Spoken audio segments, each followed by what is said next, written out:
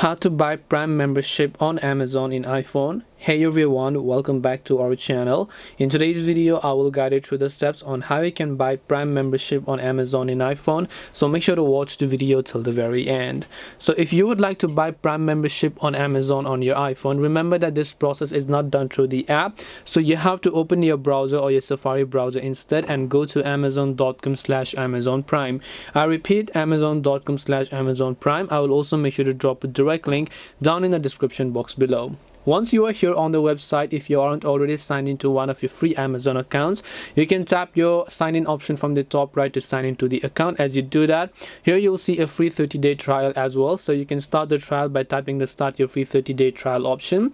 On the next page, you'll be able to see a list of benefits that you get with the Prime subscription, and under it, you'll have an option to enter your payment details. So you can choose to use your gift card or balance when available. You can choose to add a credit or debit card or a gift card code, tap the continue option.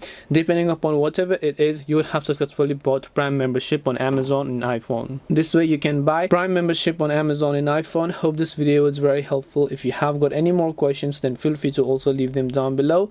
Thank you for watching till the end of this tutorial, and see you soon in the next video.